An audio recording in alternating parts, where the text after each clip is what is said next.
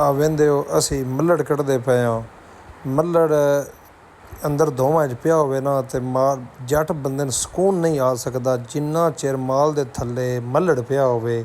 ਜੱਟ ਬੰਦਾ ਹੋਰ ਕੋਈ ਕੰਮ ਨਹੀਂ ਕਰ ਸਕਦਾ। ਉਹਦਾ ਸਫਾਈ ਜ਼ਰੂਰੀ ਹੈ। ਜਿਸ ਤਰ੍ਹਾਂ ਸਾਨੂੰ ਸਫਾਈ ਚਾਹੀਦੀ ਹੈ ਇਸ ਤਰ੍ਹਾਂ ਸਾਡੇ ਡੰਗਰਾਂ ਨੂੰ ਵੀ ਚਾਹੀਦੀ ਹੈ ਸਫਾਈ।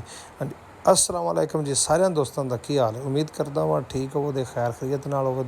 जिन्हें साडे चैनल सबसक्राइब नहीं किया फॉलो नहीं किया जल्दी जल्दी वो कर लो।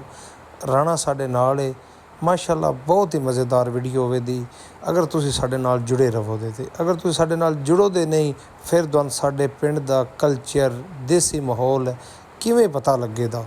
ठीक है अगर तुसीं साडे नाल रहो तो तुहानूं देसी माहौल आ हैड कादराबाद मंडी बहावलदीन हैड कादराबाद ਜਿਹੜੇ ਜਿਹੜੇ ਬੰਦੇ ਇੱਥੇ ਆਏ ਹੋਣ ਦੇ ਉਹਨਾਂ ਨੂੰ ਤਾਂ ਜ਼ਰੂਰ ਪਤਾ ਹੋਵੇਗਾ ਕਿ ਹੈਡ ਕਿਹੜਾ ਹੈ।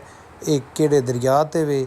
ਇਹ ਦਰਿਆਏ ਚਨਾਬ 'ਤੇ ਵੇ। ਹੈਡ ਕਾਦਰਾਬਾਦ ਹੈ ਮਸ਼ਹੂਰ ਤਰੀਨ ਦੁਨੀਆ ਦੇ ਵਿੱਚ ਪਹਿਲੇ ਨੰਬਰ 'ਤੇ ਹੈਡ ਹੈ।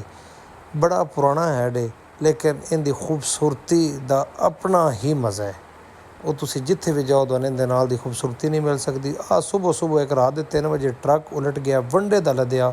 ਸ਼ੁਕਰ ਖੁਦਾ ਦਾ ਇਹ ਕਰੋ ਕਿ ਇਹ ਨਹਿਰ 'ਚ ਨਹੀਂ ਡਿੱਗਾ। ਅੱਲਾ ਪਾਕ ਮਹਿਫੂਜ਼ ਕਰ ਲਿਆ। ਅਤੇ ਵੇਖੋ ਜੇ ਅਗਰ ਜੱਟ ਬੰਦਿਆਂ ਸਫਾਈ ਮਾਲ ਥੱਲੇ ਨਹੀਂ ਕਰਨੀ ਅਸੀਂ 3-4 ਬੰਦੇ ਲੱਗੇ ਹਾਂ। ਅਸੀਂ ਮਾਲ ਦੀ ਸਫਾਈ ਕਰਦੇ ਪਏ ਹਾਂ।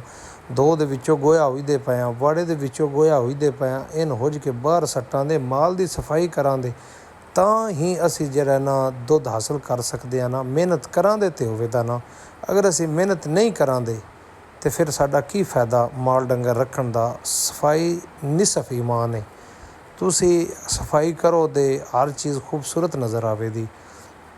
ਜਿਸ ਤਰ੍ਹਾਂ ਤੁਹਾਨੂੰ ਇੱਕ ਖੂਬਸੂਰਤ ਚੀਜ਼ ਨਜ਼ਰ ਆਉਂਦੀ ਇਸ ਤਰ੍ਹਾਂ ਤੁਹਾਡਾ ਮਾਲ ਡੰਗਰ ਦੀ ਸਫਾਈ ਹੋਵੇਗੀ। ਮਾਲ ਡੰਗਰ ਤੁਹਾਡਾ ਖੂਬਸੂਰਤ ਨਜ਼ਰ ਆਵੇਗਾ। ਠੀਕ ਹੈ ਲੇਕਿਨ ਅਸੀਂ ਇੰਨੀ ਕਰਦੇ ਨਹੀਂ। ਆ ਸਾਡੇ ਬਜ਼ੁਰਗ ਨੂੰ ਵੇਖੋ ਸੋਟਾ ਲੈ ਕੇ ਸਾਡੇ ਕੋਲ ਸਫਾਈ ਕਰਵਾਉਂਦੇ ਨੂੰ ਆਉਂਦੇ ਮਾਲ ਡੰਗਰ ਦਾ ਗੋਹਾ ਪਹਿਲਾਂ ਜੋ ਬਾਕੀ ਬਾਅਦ